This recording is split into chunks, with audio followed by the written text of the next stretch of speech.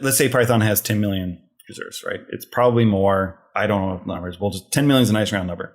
Even if 0.1% of those users are real jerks, and we all know that number is way higher percentage-wise, probably, unfortunately, we're still talking thousands. Yeah. Right? Who all know how to get a hold of me. It's like the law of big numbers. Exactly. It's exactly the law of big numbers. And it's one of these unfortunate things where you don't get prepared for it unless you plan for it. And like for Python, for instance, we've tried to deal with it, right? Like Python originally was Guido van Rossum as benevolent dictator for life. We went for him for final calls. Everything else was basically just consensus. You did what you wanted. And everything was done over the python-dev at python.org mailing list, right? And it was a mirror between Usenet and the mailing list, right? Back when people knew what Usenet was. Nowadays, we have multiple mailing lists from Python ideas to Python dev to Python committers. We have a discourse instance. Guido's retired, and we now have the steering council that I'm on.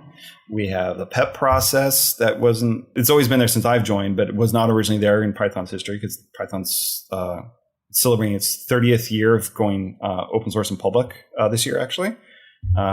February of 1991. Funny enough, before Linux actually got released as open source. Yep. And so it's one of these things where... What did it run on? Historically, what happened was Guido wanted a scripting language for the Amoeba distributed operating system that was being developed at CWI, which is a research lab in the Netherlands that he worked at.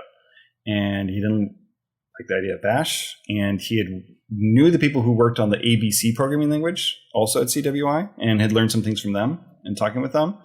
And so he decided, like, you know what, in December of 1989, I think I'm going to try to write a scripting language for this OS. And he created Python. And then he open sourced it on Compa something. I can't remember the exact Usenet group on February of 91. And it's been going ever since. Amoeba. Nice. Yeah.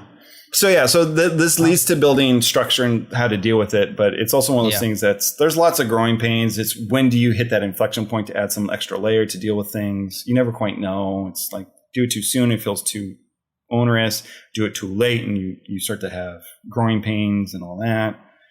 But I think from a general maturation of open source in general, I think one of these things that we've not dealt with is the fact that originally open source with all these maintainers was a passion project for everyone, right?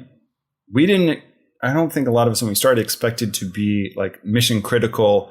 Let's help make sure a freaking helicopter on Mars goes where it goes kind of dependency, right? Like I never expected that in my life.